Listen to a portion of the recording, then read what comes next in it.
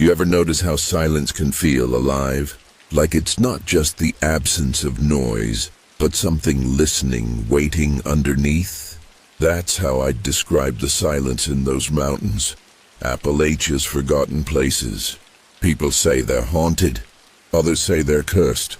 But the truth is worse than either. Hey everyone, welcome back to Fear Begins. If you're new here, don't forget to hit that subscribe button, because what you're about to hear, you won't find it anywhere else.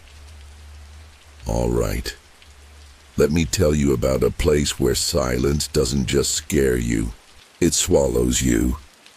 I was hiking through Clay County, West Virginia, chasing ghost stories for a short documentary. You know the type. Small-town legends, disappearing roads, maybe an abandoned church or two. Locals told me to stay away from a trail called Whisper Hollow. They said the last person who tried to record there went missing. I thought it was just local superstition. But when I reached the old trailhead, I realized something was off before I even started walking. No birds, no crickets, no wind. It was too quiet. Even the sound of my boots crunching leaves felt fake, like it wasn't echoing right. I remember saying out loud, "This place is dead." And that's when I heard it. A whisper, faint, behind me. My own voice, repeating the same words. "This place is dead." I froze. My camera was still rolling, so I turned to play back the audio, but the recording wasn't just my voice. There was another layer beneath it, something breathing slow and heavy, like it was right behind the mic. I told myself it was wind distortion, but deep down I knew better. Half a mile down the trail, I reached the remains of a stone cabin, the kind that looked ancient, black moss creeping over the walls, the roof long gone. I stepped inside and the silence hit harder, heavier. Like stepping underwater. Then my camera died, fully charged, instantly off. I could hear my heartbeat now. And underneath it, someone else breathing. I whispered, "Who's there?" Nothing. Then, from the corner of the cabin, I heard the faintest echo of my own whisper, delayed, distorted, and then another voice copying it, lower, like a deeper version of me. It said, "You're here." I bolted outside, but every direction looked the same. Trees, fog, and this echoing sound that wasn't coming from anywhere. My phone compass started spinning. GPS, dead. And then I realized the whisper wasn't echoing my words anymore. It was ahead of me, leading me. I don't know why I followed it. Maybe it was curiosity, maybe something deeper. But every time I stopped, the whisper stopped too. Every time I took a step, it took one too. Then I heard something new, a faint click, like a camera shutter, only my camera was still off. When I looked up, I saw flashes, like faint light pulses deeper in the woods, blinking in rhythm with my heartbeat. I followed them until I reached an opening where the ground had caved in. A sinkhole maybe 20 feet wide, full of black water. Floating in the center was a tripod, a rusted camera. I recognized the model immediately. It was the same kind the missing hiker had used years ago.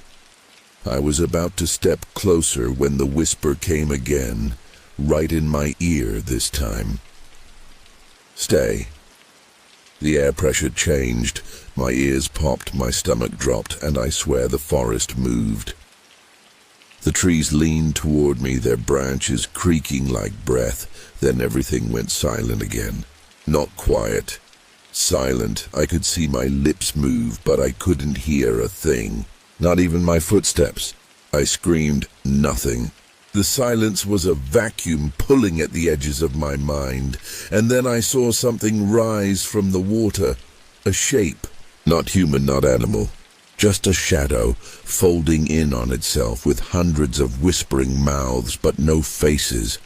I turned and ran, stumbling through the dark, every step feeling slower, heavier, like the air itself was turning to syrup.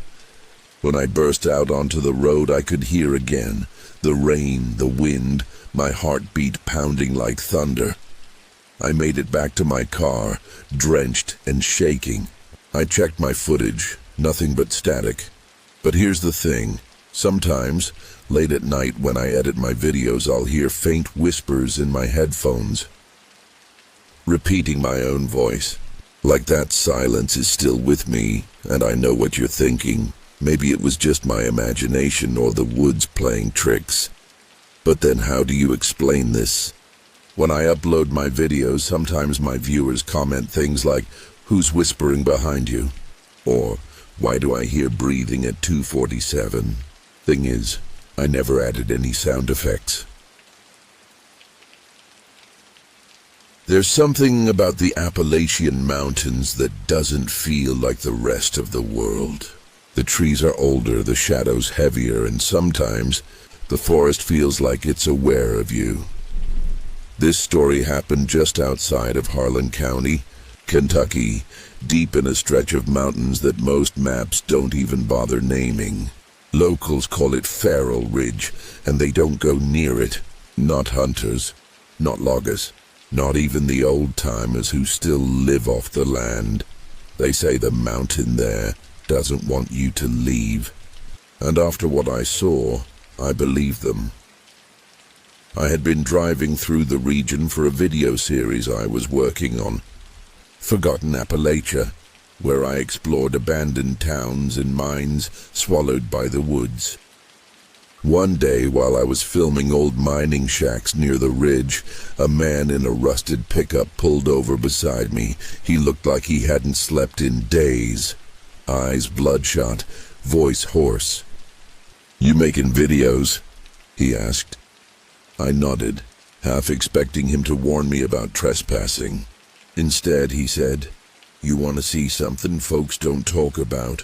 Something that's still growing?" That's how he said it. Still growing.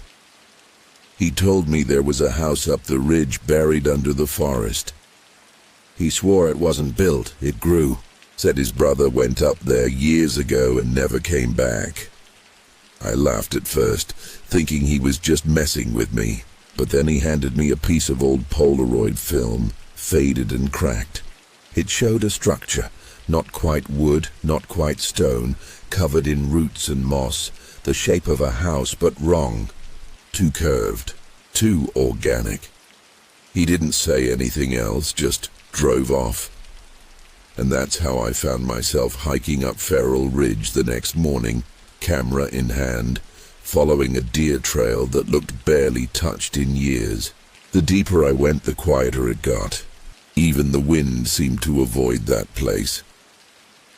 About 2 hours in, I noticed something strange. The trees weren't straight anymore. Their trunks bent in odd directions, like they were growing away from something ahead. That's when I saw it. At first, I thought it was an old log cabin, but as I got closer, I realized the walls weren't made of logs. They were made of roots, thick, pulsing roots that twisted around each other, forming the outline of a house. It wasn't abandoned. It was alive. The roof sagged like skin over bone, and in the dim light, I could see sap oozing slowly down the sides, thick and dark like old blood. My first instinct was to film it, but when I turned on my camera, the lens fogged instantly from the inside. I took a step closer and the ground beneath me shifted. It wasn't solid. It felt like stepping on something soft, spongy like wet moss, but warmer, and then I heard it. A heartbeat. Slow, deep, coming from under my feet. I told myself it was just the wind or the mountain echoing something weird. But when I put my hand on the nearest wall, I felt it pulse. The entire structure moved, expanding slightly like it was breathing. Something in me said, "Run." But curiosity is a dangerous thing, and mine won. I pushed the door open. It didn't creak. It sighed.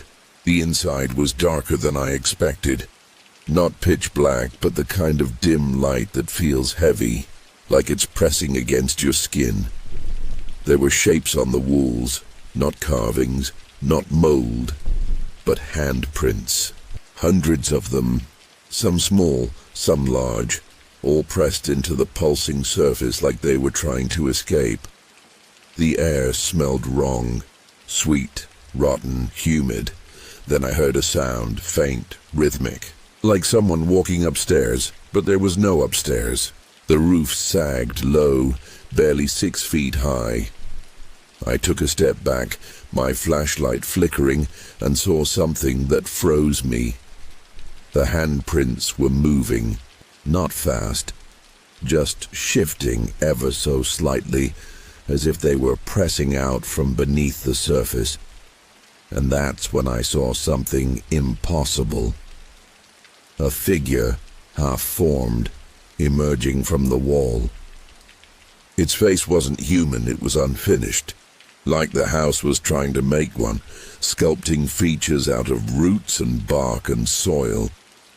The eyes opened first, hollow empty holes, and then a mouth stretched open too wide, like it was gasping for air that didn't exist. I stumbled backward, hitting the door frame, and it closed on its own. The wood pressed against my shoulder like flesh, sealing me in. I could feel the vibration now, stronger. The heartbeat was speeding up. The entire structure was alive, aware, and angry. Every step I took made the floor shift under me, like it was trying to pull me down. I aimed my flashlight at the wall again and saw faces. Dozens, half-formed, gasping, whispering, their mouths moving in silence. The realization hit me all at once. The house wasn't built on the forest. It was part of it. It fed on what entered. I clawed at the door, my fingers sinking into the surface. The wood felt soft, spongy, and then I heard a voice, right behind my ear. Stay. The same word I heard in whisper hollow. The roots tightened around my wrist, pulling me back toward the wall. I yanked free, ripping my sleeve, and shoved my shoulder into the door until it burst open. The air outside hit me like ice. I ran, tripping over roots, gasping, not daring to look back. I didn't stop until I reached the road, and when I turned around, the ridge was gone. Just trees, no house, no path, like it had never existed. I checked my camera footage later that night. Static again, except for one frame, one single second that shouldn't have been there. It showed me standing in front of the house. Only it wasn't my camera angle. It was taken from inside the house, and behind me, through the window, something was watching. People always ask me why I still go back to the mountains after what's happened. After all the stories I've told, the truth is sometimes I hear it again. That heartbeat, that whisper. They say sound carries differently in the Appalachian Mountains.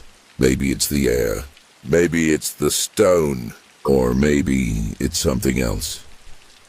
This story starts with an old railway tunnel just outside Bluefield, West Virginia, one that doesn't appear on any current maps. The locals call it Raven's Hollow, but if you ask anyone about it, they'll shake their head and change the subject. When I first heard about it, I thought it would be like the others. An abandoned tunnel, maybe a few bats, maybe some graffiti. But the man who told me about it wasn't joking. He said, that place don't echo right. And that was enough to make me go. I was traveling through the area for my Appalachian project again, documenting forgotten towns swallowed by trees and time. That night a storm was rolling in. The sky was bruised purple, lightning stretching over the hills like veins. Raven's Hollow was a mile hike from the road, cutting through overgrown switchbacks and half-collapsed rail ties. The deeper I went, the quieter it got. Even the thunder started to fade, like the forest was swallowing the sound whole. Then, out of nowhere, I found the entrance. A yawning black mouth carved into the hillside, half covered in moss and creeping ivy. Something about it felt wrong. Not dangerous exactly, just aware. The air was cooler there, wet and heavy. I turned on my flashlight and stepped inside. The tunnel went straight for maybe 100 yards, the walls glistening with damp rock and old mineral stains. Rusted steel ribs curved overhead, cracked and twisted. The smell was earthy, almost metallic, like wet soil mixed with blood. At first I could hear my footsteps echoing, faint, distant. But then, as I went deeper, something strange happened. The sound didn't come back. I stopped walking and clapped once. Silence, no echo. It was as if the tunnel absorbed the sound. That's when the temperature dropped. My breath turned white, and from deep within the tunnel I heard something. Not an echo, not a reverberation, but a whisper. It wasn't repeating what I said. It was answering. I told myself it had to be the wind. But the whisper grew louder, clearer, shaping itself into words I couldn't quite make out. I raised my flashlight and aimed it down the tunnel. The beam barely reached 30 feet ahead before being swallowed by darkness. I took one step forward, then another. That's when I noticed the markings on the walls. They weren't graffiti, they were names. Hundreds of them, carved deep into the stone. Some old, worn down, others fresh, as if someone had just been there. The last one stopped me cold. It was my name, same spelling, same shaky hand. I stepped back so fast I dropped my flashlight.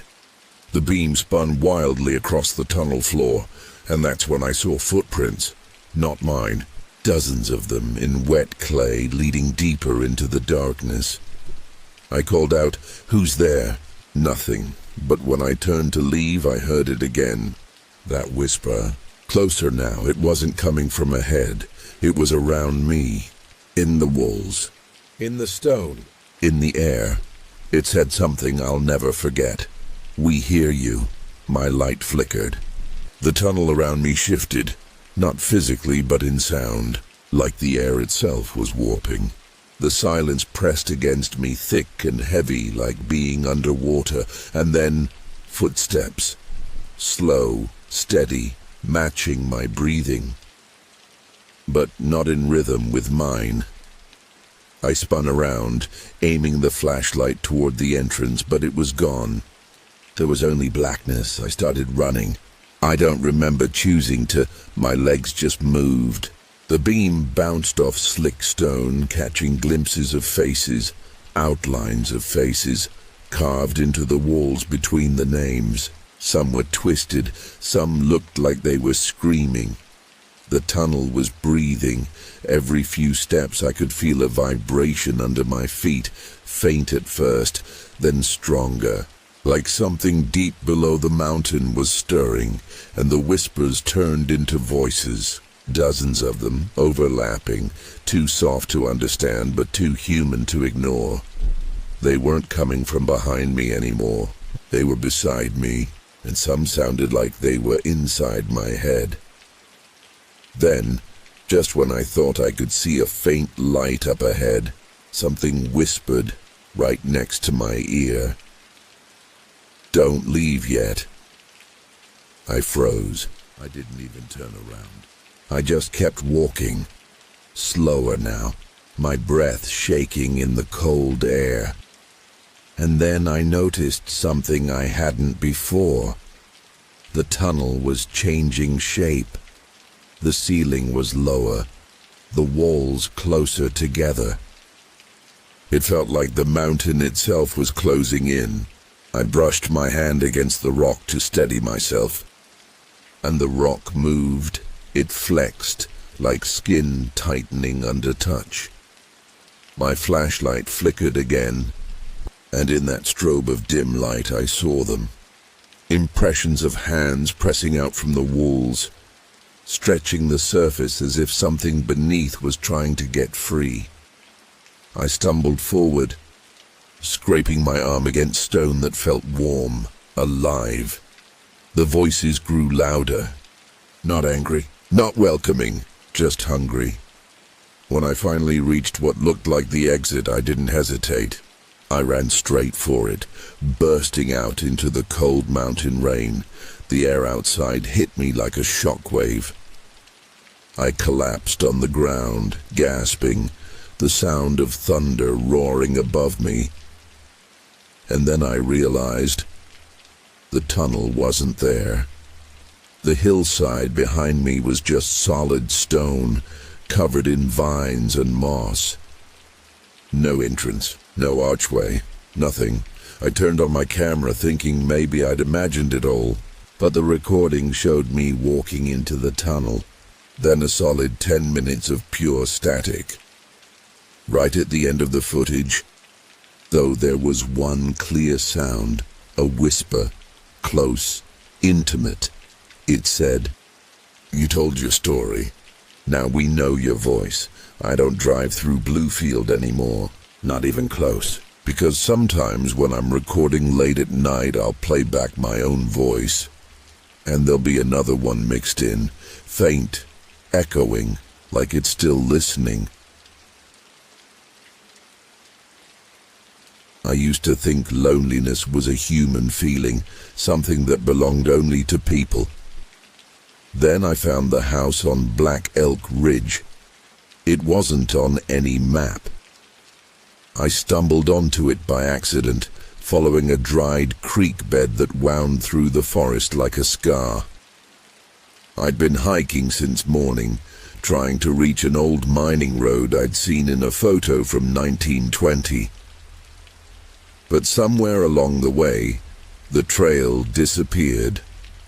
The trees up there are different, taller, older, closer together than they should be. You can feel the way they lean toward each other, their branches tangled like whispers. By the time I found the house, the sky had turned pale, and the air had that heavy stillness that comes right before snow.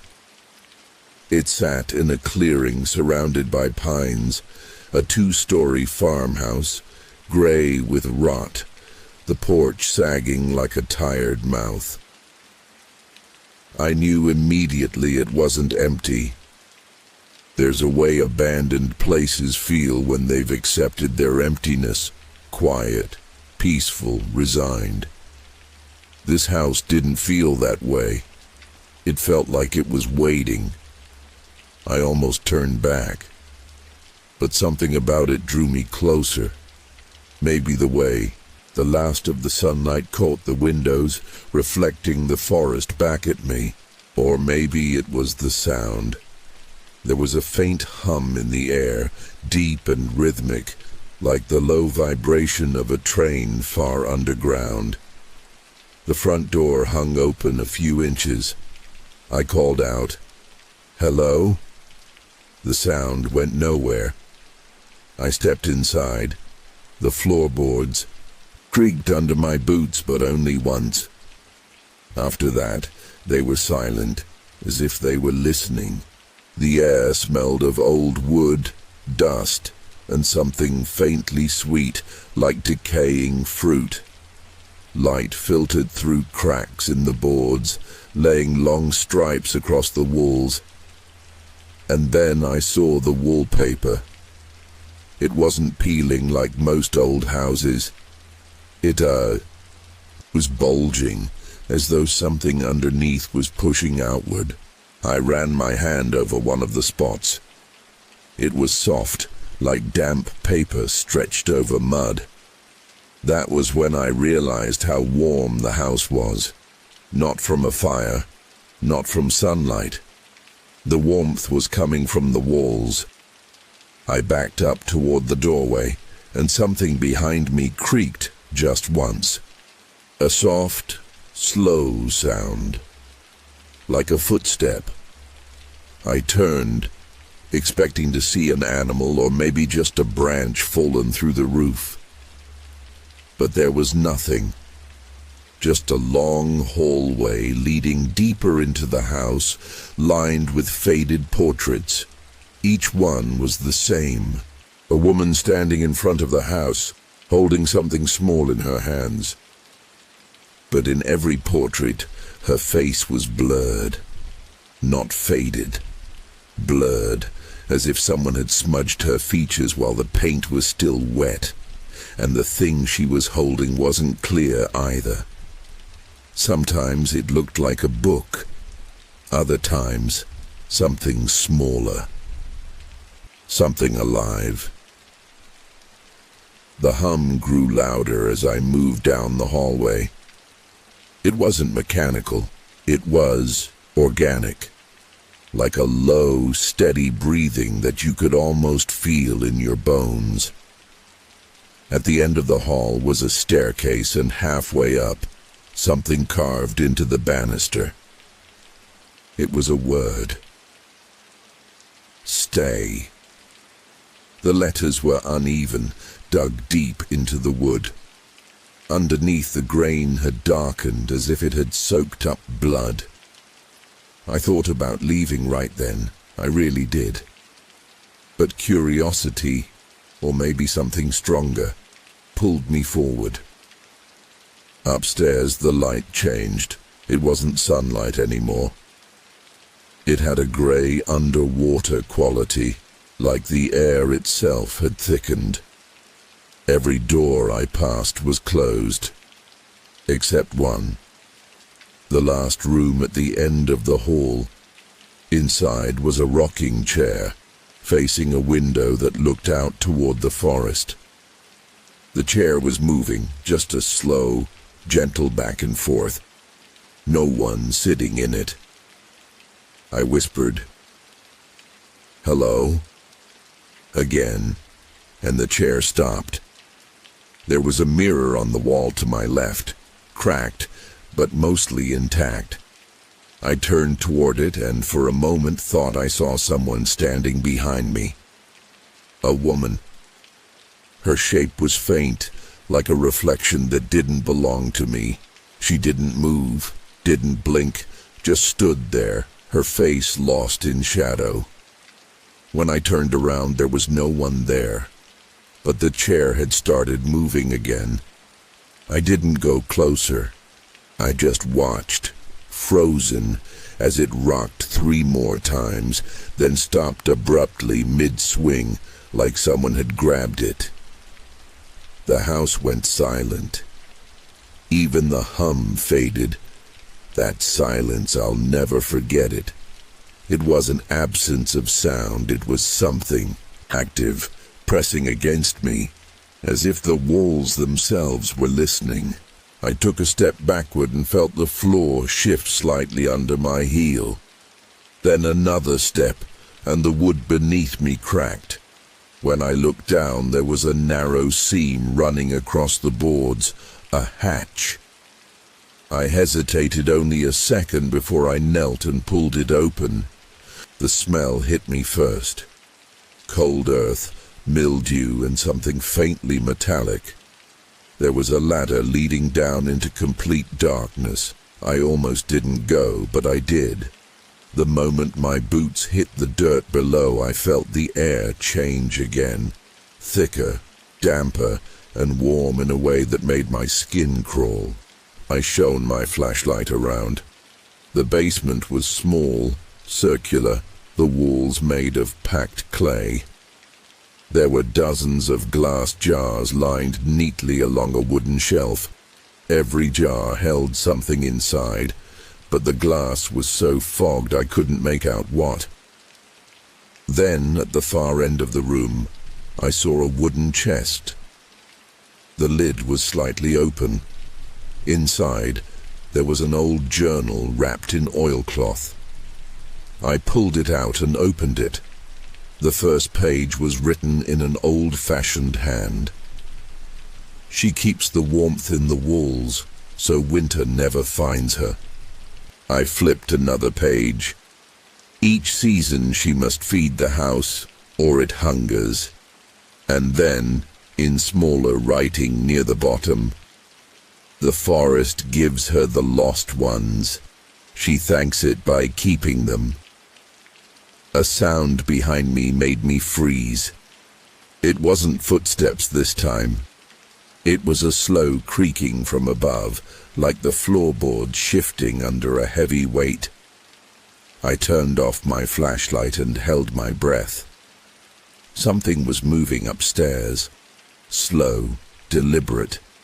Then the hum began again, low and rhythmic, pulsing through the earth. When I looked back at the jars on the shelf, I noticed something. They were fogging from inside, like something warm was breathing within them. I ran, climbed the ladder 2 steps at a time, slammed the hatch shut, and didn't stop until I was outside in the freezing air. The forest had gone completely silent. No wind, no birds, not even the whisper of branches. Just the house behind me, standing still and dark. As I turned to leave, snow began to fall, soft and slow, covering the ground. And in the faint reflection of my camera lens, I saw it, a figure standing at the upstairs window, the woman from the portraits, holding something small against her chest. I didn't look again. I ran until I reached the creek bed. When I looked back one last time, the clearing was empty. The house was gone. Only the snow remained, undisturbed except for one set of footprints. Mine. And when I checked my camera footage later that night, there was only one thing recorded from the basement. Not video, not even the hum, just a voice. Soft, close. There's a valley out past Boone County that locals call Raven Hollow. You won't find it on a GPS. No road signs point the way. The old folks say it used to be a mining settlement, a handful of families scraping coal and timber out of the mountain before the Depression swallowed them whole. The company pulled out, the mine collapsed, and the town simply vanished. No one goes there anymore. Or if they do, they don't come back the same. I'd heard the stories for years, about voices in the wind, lights under the earth, shadows that didn't follow right. And I thought, surely it's just folklore. I wanted proof. That's how all these stories start, isn't it? It was late November when I finally went looking for Raven Hollow. I left before dawn, following an old cart road that twisted deeper into the hills. The fog was so thick it felt solid, brushing against my jacket as I walked. By noon, I'd lost the trail entirely. My compass spun without direction, as if something magnetic beneath the ground was pulling it in circles. That's when I first heard it. Faint at first, like a voice carried by the wind. Only it wasn't around me. It was beneath me. I knelt, pressing my ear to the frozen ground. The sound grew clearer, not words, but rhythm. A low, steady murmur, almost like breathing. I told myself it was water, maybe an underground stream, but it didn't fade. It followed me every few minutes. It would rise, just enough to make me stop and listen, and each time it did, I'd swear it came closer. By late afternoon, I found what was left of the town. The buildings were little more than skeletons. Log frames and collapsing roofs, half eaten by vines. A rusted water tower leaned like a drunk against the hillside. In the center stood what used to be a church. The steeple had fallen long ago, but the bell still hung from a cracked beam, swaying slightly in the breeze that wasn't there. I stepped inside. The pews were warped, covered in moss. A thick layer of dust coated everything, except for a narrow path that ran straight down the aisle, like someone still walked it over and over. At the far end, the altar was gone. In its place was a hole, a deep, jagged pit where the floor had caved in. When I leaned over the edge, my breath fogging in the cold air, I saw something impossible. There was light down there, faint and pale, flickering like the glow of deep-sea plankton. It wasn't coming from a torch or a lantern. It was pulsing, that same rhythm I'd heard through the ground. The whispering rose again, clearer this time. It wasn't English, not any language I recognized, but it was a voice, and it was talking to me. I should have left. Every instinct screamed to turn around, to get back to the car, to forget all of this, but I didn't. Instead, I found the old stairwell beside the altar, a spiral of rotting wood leading down into the dark. The air grew warmer the deeper I went, and wetter. My flashlight beam caught glistening veins running through the stone, not metal, not quartz. They pulsed softly, like veins beneath skin. Halfway down, I thought I heard footsteps behind me. Slow, careful. When I turned the light back up the stairs, there was nothing, but the wood was still swaying slightly, as if someone had just stepped aside. At the bottom, the stairs opened into a narrow tunnel carved straight through the rock. The whispering was louder here, though still muffled. Hundreds of overlapping voices, each murmuring in rhythm, like a congregation repeating an old prayer. The tunnel ended in a small chamber. The walls were lined with what looked like roots, thick black cords twisting together and pulsing faintly with that same eerie light. In the center of the room was a pool of still water, perfectly round. I approached slowly, my flashlight shaking in my hand. When I leaned over the edge, I didn't see my reflection. I saw the forest, green and full of sunlight, untouched by rot or ruin, and I saw people walking the streets of Raven Hollow as if nothing had ever gone wrong. Children laughing, smoke rising from chimneys, life where there should have been none. Then one by one, the people turned their heads upward as though they could see me through the water. Their faces were empty. No eyes, no mouths, just smooth, pale skin stretched tight where their features should have been. The whispering stopped, and from the reflection, one of them lifted a hand and pressed it against the inside of the water's surface. A ripple spread outward, soft and slow. Then another hand appeared beside it, and another. Dozens, all pressing from the other side, the way someone might press against glass from underwater. I stumbled backward, dropping my flashlight into the pool. The light sank quickly, vanishing into the depth, and in the darkness something began to move. The ground shuddered, the roots on the walls tightening, twisting toward the center.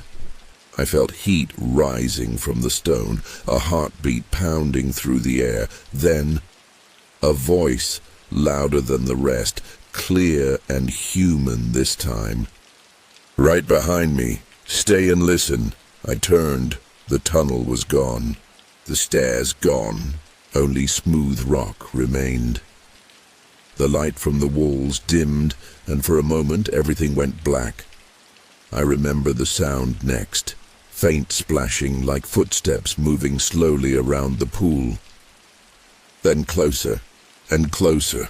Something brushed against my arm, warm, damp. Then another touch on my shoulder. I didn't scream. I couldn't. My throat locked tight. When the light returned, it came not from my flashlight, but from the walls. Brighter now, white and blinding. The pool was gone. The chamber was empty, except for me and a whisper. "She remembers you now." Then everything went quiet. When I woke, I was lying outside the church, the sky black and full of snow. My pack was beside me, my flashlight dead. I ran until my lungs burned until I found the road again. It wasn't until I got home that I realized something. When I turned on my recorder to check the audio, there was nothing. No wind, no breathing, no footsteps. Just that same rhythm I'd heard beneath the ground, steady and slow, like a pulse. And faintly under it all, a whisper that said my name. I deleted the recording.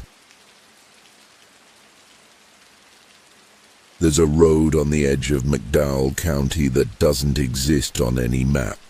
You won't find signs for it. GPS glitches when you try to search. But the locals know what you're asking if you mention a place called Briar Hollow. They usually stop you mid-sentence and say, "Don't go there. It ain't right." I didn't listen. The story was simple. A coal town that vanished in the late 1950s after a mine collapse. According to records, the entire population either moved away or died in the disaster. But there were rumors. Stories of light still seen deep in the valley. Faint music drifting on foggy nights, and voices calling from beneath the earth. I thought maybe there were remnants of the town. A church, a few houses, something to document. So I packed my camera, a drone and a flashlight, and I drove until the road gave out. The last few miles I had to hike. It was early November. The trees were bare, their branches black against the gray sky. The wind moved through them like whispers, and every few steps I thought I heard my name carried on the air. The deeper I went, the more I felt it, that strange Appalachian stillness, heavy and watchful. When I finally reached the hollow, I almost missed it. The trees parted, revealing an empty street covered in dead leaves. Houses sagged under their own weight, roofs caved in, porches tilting toward the ground. Everything looked frozen mid-collapse, except there was no dust, no webs, no decay smell. It didn't look abandoned. It looked paused. I lifted my camera and started recording. As soon as I did, I felt the temperature drop. The wind died completely. My breath hung white in the air, unmoving. I whispered, "Hello." My voice echoed, not back at me, ahead of me, deeper in the town. I followed it. There was a general store on the left, its windows black. I peeked through, expecting nothing but shadows.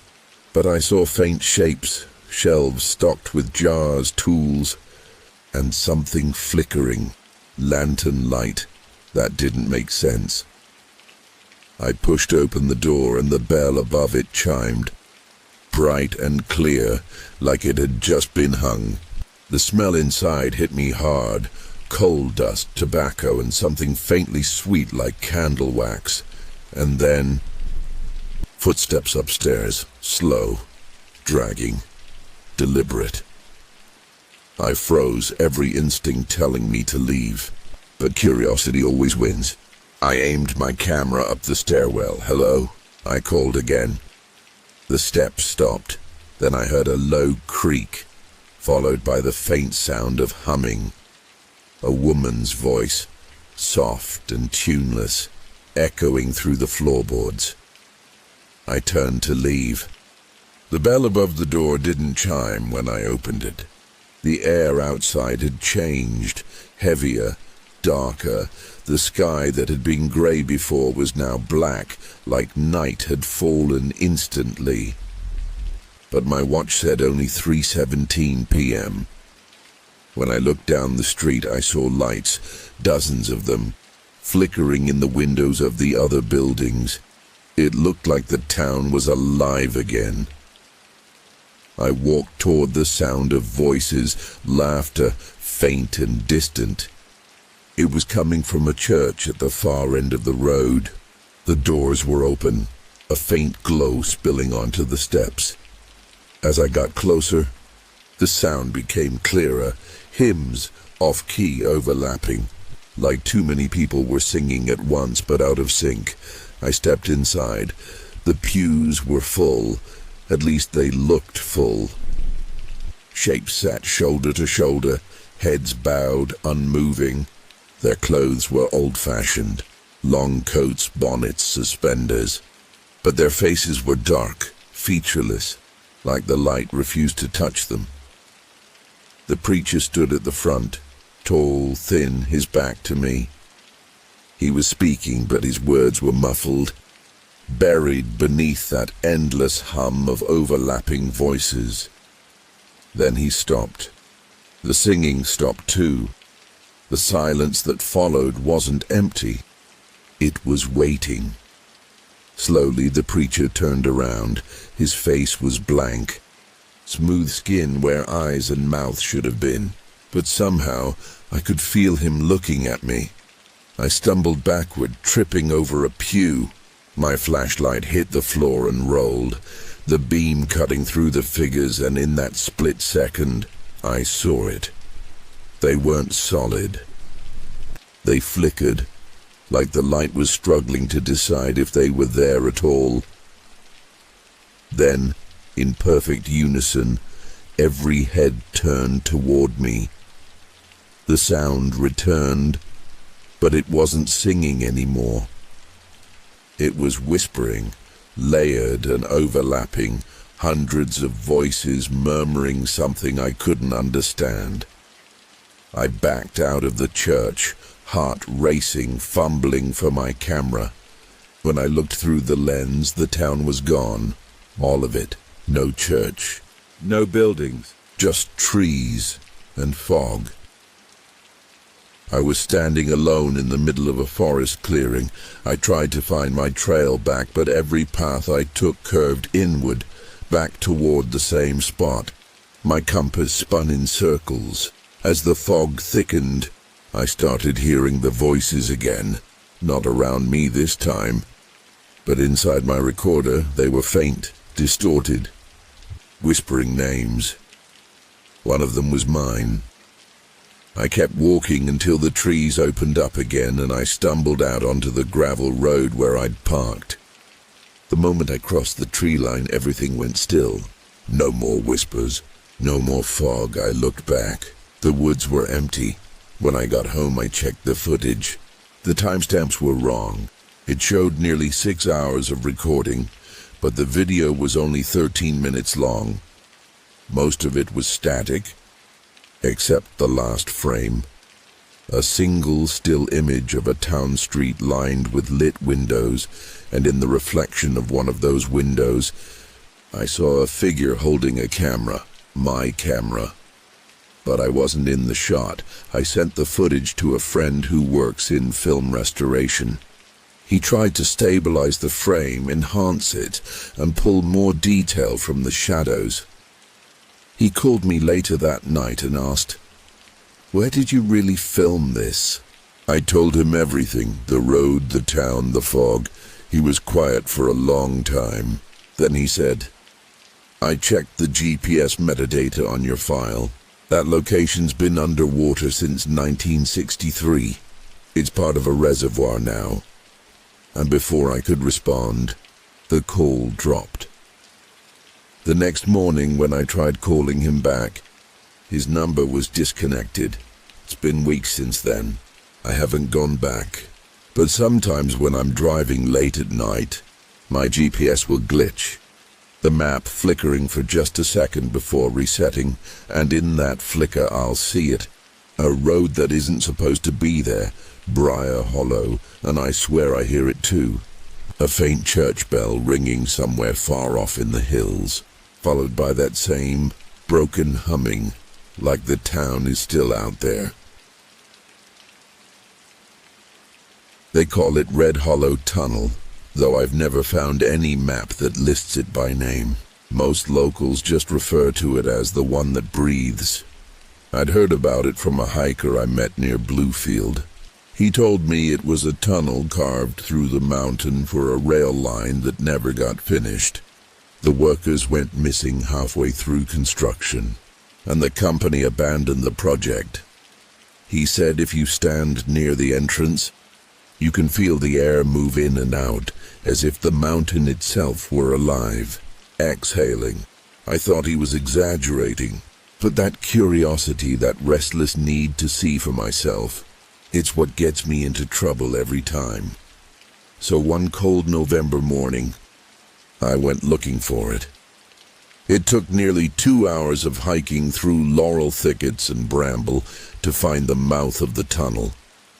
The path was barely there, more of a deer trail that wound upward through the trees.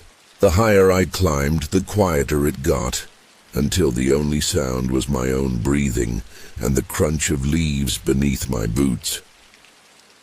When I finally saw it, my chest tightened. The tunnel's entrance yawned open like the throat of something sleeping. Moss and vines hung over its edges, and the stone around it was cracked and blackened, as though it had been scorched long ago. A faint mist drifted from within, slow, rhythmic, like breath. Cold air rolled out of it in pulses. Then, a few seconds later, it pulled back in, tugging at my clothes, as if something deep inside was inhaling. I told myself it was just air pressure, natural airflow through old mining cuts. But the sound it made, it didn't sound mechanical. It sounded alive. I clicked on my headlamp and stepped inside. The ground was slick, the rails still faintly visible beneath layers of dirt. The deeper I went, the more the light seemed to get swallowed. The air was thick, damp, metallic, every 20 or 30 steps. I'd stopped to listen. That's when I first noticed it. The faint sound of dripping water, echoing too evenly, almost in rhythm. After maybe 15 minutes, I reached a section where the tunnel forked. It shouldn't have. There was no record of any branching tunnels in the construction plans I'd seen. But there it was. A second passage curving downward into pitch black. A strong gust of air pushed from that direction, not random, not gentle. It felt like something breathing out. I tried to ignore the instinct screaming in my chest and told myself just a bit farther. I followed the lower passage. The walls here were smooth, unnaturally so, as if carved not by tools, but by something much older. Water, maybe, or something else entirely. The air grew warmer the deeper I went. My headlamp flickered twice, then steadied. That's when I heard it. Footsteps. Slow, deliberate. Coming from behind me, I turned, shining the light back down the tunnel. Nothing, just mist. But the sound didn't stop. It echoed from both directions, impossible to tell where it was coming from. I pressed myself against the wall and waited, trying not to breathe. The footsteps grew louder, closer, then stopped, maybe 10 feet away, and then whispering, too faint to make out words, but definitely human. My hands were shaking. I lifted the camera and started recording, through the lens. I could see the tunnel stretching into darkness, and just for a moment, the mist ahead rippled, like something had brushed against it. I called out, "Hello? Anyone there?" Silence. Then a voice, low and rasping, so close it felt like it came from the back of my neck. "Keep going." I spun around, the beam of my headlamp slicing through the dark, catching nothing but stone. The tunnel ahead had changed. The walls seemed narrower, the air thicker. It felt like walking into the lungs of something vast. As I moved forward, the sound returned, that slow inhale followed by a long, dragging exhale that made the ground vibrate beneath my feet. My camera started glitching, static, tearing through the audio. The screen would flicker between frames of the tunnel and bursts of what looked like teeth, rows of them huge, curved like stalactites. I thought it was just the light reflecting off mineral deposits, but then one of them moved. The tunnel trembled. Dust fell from above. The air shifted, pulling backwards stronger this time. I dropped to one knee, gripping the rail to keep from being dragged in deeper. My flashlight rolled away, its beams spinning wildly across the walls, and in that spinning light I saw carvings, not human ones. They weren't letters or words, but symbols, loops and spirals that almost seemed to shimmer, like veins beneath skin. The next breath that came from deep inside was hot, wet, and it smelled faintly of rust and soil. Like old blood and earth mixed together, something was alive down here. Not human, not animal. Something that hadn't stopped breathing in a very, very long time. I ran. I didn't care about the equipment, the footage. I just ran toward that sliver of light at the far end of the main tunnel. The sound followed me, the air rushing in and out faster, louder, like it was chasing me. The closer I got to the exit, the heavier the air became, pressing against my chest. I burst out of the tunnel and fell to my knees on the mossy ground. Behind me, the tunnel exhaled one final time, a deep, rumbling breath that shook the trees. Then it went silent. I looked back, gasping. But the entrance looked different now, smaller, darker, almost hidden behind the overgrowth, like it had never been there at all. I started back down the mountain, but something about the forest felt wrong. The trees seemed to lean inward. The ground pulsed faintly under my boots. When I reached the trailhead, I realized the time on my watch was off. I'd been gone almost 9 hours, though it felt like maybe 2. That night I reviewed the footage. Most of it was corrupted, static, distortion, flickering frames. But there were fragments. One clip showed me standing still, listening, only. There was something behind me. A shape pressed against the tunnel wall, huge, shifting, outlined by faint bioluminescent veins that pulsed like breath. Another clip was darker. The lens trembled, the focus lost, but I could hear it clearly. That same rasping voice whispering just behind me. Keep going. I paused the video and played that section again, slower. This time I noticed something faint. Another voice beneath it, almost identical to mine, echoing the same words half a second later, like the tunnel wasn't repeating my voice. It was learning it. I turned off the footage and deleted it all. I told myself I'd imagined it, that it was nothing but air currents and bad lighting. But even now, weeks later when I try to sleep, I hear it again, that deep, rhythmic breathing in, out, somewhere far beneath the ground. And sometimes, late at night when everything is still, I feel it, a faint pulse through the floorboards, as if the mountain under my house is breathing too. It started with a sound I couldn't explain, a whistle, old-fashioned, low and mournful, like the kind trains made 100 years ago. I was hiking alone, somewhere between the Tennessee and North Carolina border, tracing an abandoned rail line through the Blue Ridge foothills.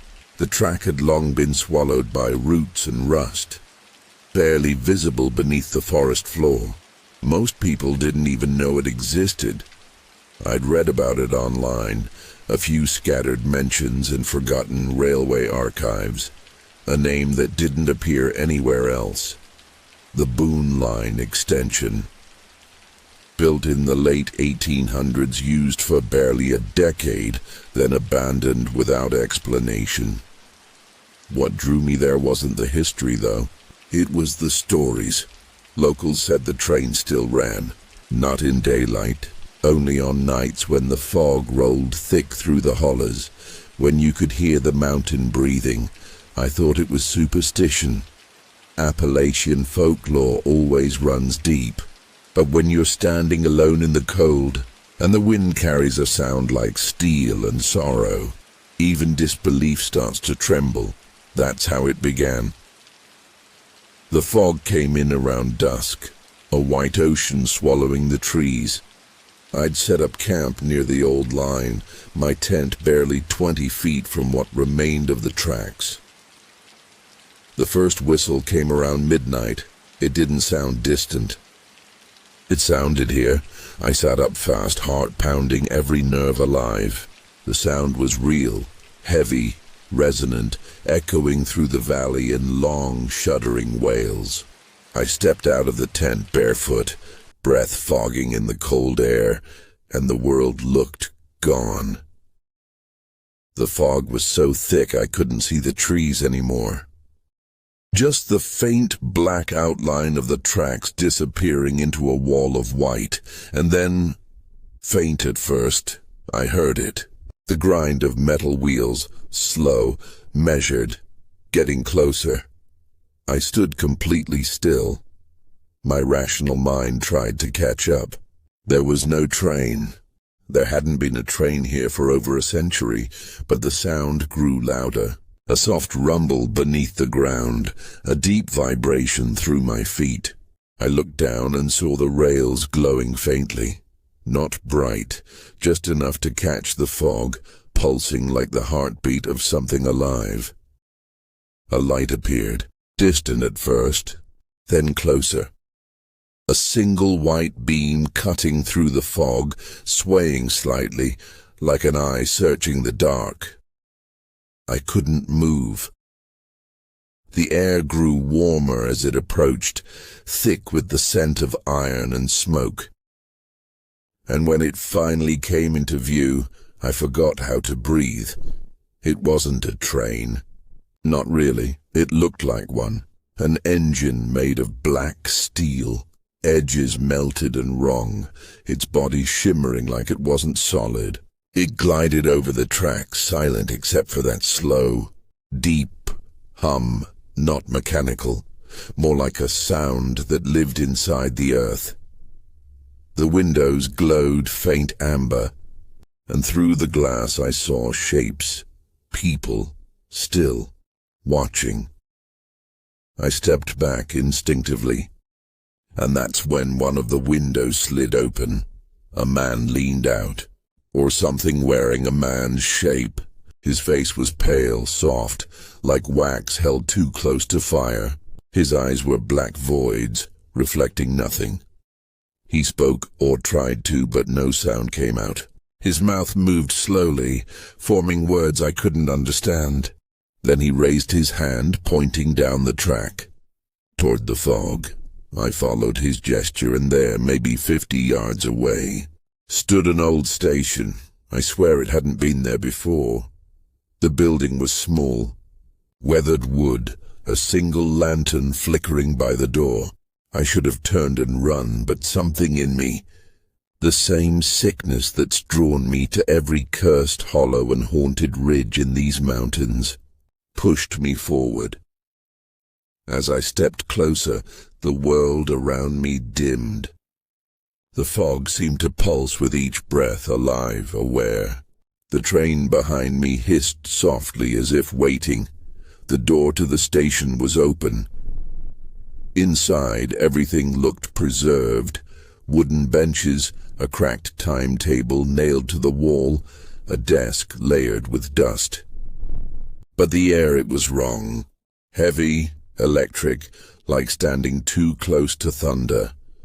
And then I saw the ledger. It lay open on the counter.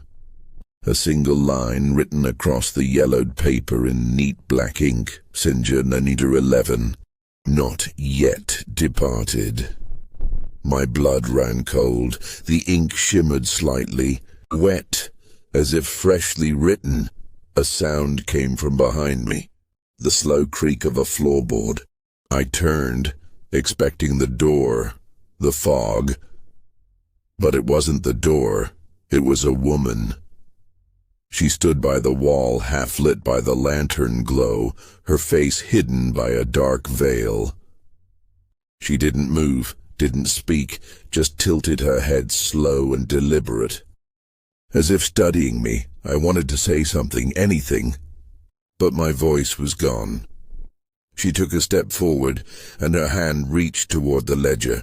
One thin finger traced the last line, and then with impossible calm, she picked up the pen beside it. She dipped it in the ink. Then slowly she wrote another name beneath it. Mine. My body locked. I tried to back away, but my legs refused. It felt like the air itself held me there. She set the pen down and the lantern flickered. For a split second the room changed. Benches gone, walls cracked open, the ceiling collapsing inward. Through the broken boards I saw the forest, wild, overgrown, untouched by time. The station had been gone for decades, and I was standing in its ghost. I stumbled backward through the door, choking on fog, heart pounding so hard it hurt. The train, if it had ever been there, was gone. The tracks beneath my feet were cold again, rusted and silent. The forest was still. No sound, no light. I ran. I didn't stop until the first trace of dawn broke through the trees, grey and lifeless. When I reached my car, my hands were shaking so badly I dropped the keys twice before getting inside. I didn't look back. I drove until I hit a town with cell service, then checked the GPS. The coordinates didn't make sense. According to my phone, I'd been 10 miles east of any known trail, deep inside a section of forest where no rail line had ever been recorded. But that wasn't the worst part. When I pulled into a diner to collect myself, I went to pay for coffee. The cashier looked at my ID, then paused. "You were on that old line?" she asked. I froze. "You know about it?" She hesitated, then nodded slowly. "My grandfather used to tell us stories," said that line took 11 souls before they shut it down. Only 10 bodies were ever found. I didn't respond. That night, when I emptied my bag in a motel room, a single slip of paper fell from the side pocket. A torn piece of old ledger paper, edges brown and fragile, on it, written in black ink. In the same looping hand I'd seen in that station were 2 words. Passenger, Lar 11. Departed. I never went back to the mountains after that. But sometimes, when the fog rolls down from the hills near my home, I swear I hear that whistle again, faint, distant, carried on the wind, and when I close my eyes, they said the valley didn't exist. That was the first warning. I'd been tracing an old map of the southern Appalachian range, one copied from a survey done sometime before the Civil War. It showed a valley tucked between 2 ridges east of Norton, Virginia, labeled simply as Wolf's Hollow.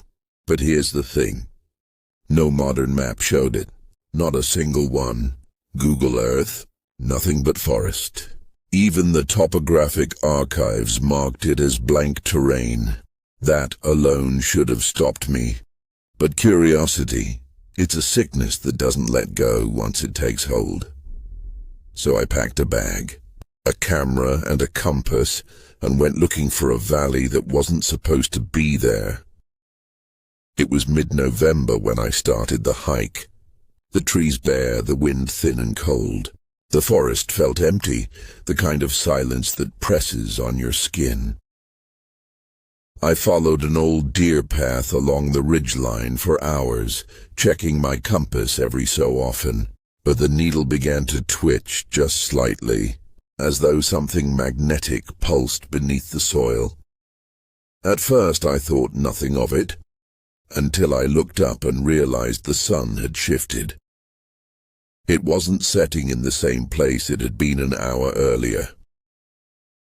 I stood there for a long time, feeling the unease spread like cold water in my chest. I kept walking. The forest began to change. The trees were different. Black oaks and maples fading into twisted pines with bark so dark it looked charred. The air grew warmer, thicker, carrying a faint smell like rain that hadn't fallen yet. Then I found it. The ridge dipped suddenly into a wide hollow I could have sworn wasn't there before. The slope was smooth, too smooth, like something had cut it clean out of the earth. At the bottom lay the valley.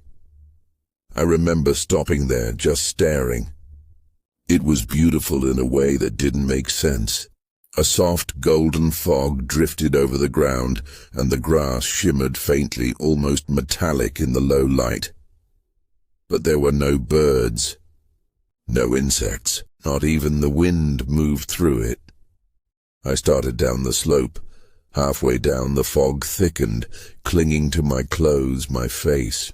It was warm like breath. My compass spun wildly. When I reached the bottom, I realized the sound of my footsteps didn't echo. It didn't make any sound at all. The ground was soft, too soft, like walking on a mattress covered in moss. Then I saw the buildings, 4 of them, maybe 5, spaced unevenly along what looked like an old dirt road. Small cabins, their roofs caved in, windows black. One still had a rusted lantern hanging beside the door, swaying even though there was no wind. I called out, just to hear something, anything, but the sound didn't carry. It felt like the fog swallowed my voice whole. The air had that strange thickness again, as if the valley itself was listening. Inside the first cabin, everything was left in place, a table, a broken chair, the remnants of a wood stove. On the far wall, carved into the boards, were words, "Don't look up when it moves." I didn't know what that meant. Not yet. I took a few steps back toward the door, and that's when I felt it. A faint tremor beneath my boots, like something large had just shifted deep under the earth. I stepped outside. The valley looked different. The cabins weren't where I remembered them. One was closer now, another farther. The dirt road bent in the opposite direction. I blinked, thinking maybe it was the fog, an illusion of light and distance. But then the tremor came again, stronger this time, and I realized the truth. The valley was moving, not in a violent way, not like an earthquake, but a slow, deliberate shifting, as though the land itself was alive, breathing, rearranging its bones. Panic crawled up my spine. I looked around for the path I came down on, but the slope was gone. Just trees. The ridgeline had changed. I started walking in what I thought was the right direction, but the more I moved, the less sense the place made. The cabin seemed to follow, the fog thickening until the world shrank to a few feet of vision. I stopped, trying to listen, and realized something awful. The valley wasn't silent anymore. There was a low hum, not mechanical, not natural. It vibrated through the air, soft and constant, like something beneath the ground was waking up. I started running, but no matter which way I went, I kept passing the same cabin, the one with the words carved on the wall. "Don't look up when it moves." The fog pulsed around me. The hum deepened into a slow, rhythmic sound, and I finally understood. It was breathing. I looked up. The sky was gone. Where it should have been, above the fog, there was something else. Something enormous pressed against the curve of the valley. It wasn't clouds. It was flesh, glistening faintly in the dim light, moving in time with the sound. The entire valley was inside something. The ground tilted slightly, the fog shifting like a tide, and I dropped to my knees, trying to hold on to the soft earth that was no longer earth at all. Then, a voice, not spoken, not heard, but inside my head, vibrating through every bone. "You walked where no one should walk," I screamed, but the sound didn't leave my mouth. It just echoed inside my skull, bouncing between my thoughts until I couldn't tell what was mine anymore. And then, nothing. When I came to, I was lying on a forest floor. The sun was out. My pack was beside me, covered in dew. For a long time I thought I'd dreamed it. But when I checked my GPS, it said I was 12 miles east of where I'd entered the trail, deep in a section of forest no one ever hiked. I tried to find the valley again later, retraced every step, checked the old maps, but there was nothing. No hollow, no ridge, not even a break in the trees, and yet sometimes when I look out across the mountains, I swear I see it. Just for a second, a shimmer in the air, like heat rising from the ground. A shape that doesn't belong, and when the wind dies, I hear it again, faint, rhythmic, like breath, far below, waiting for me to step too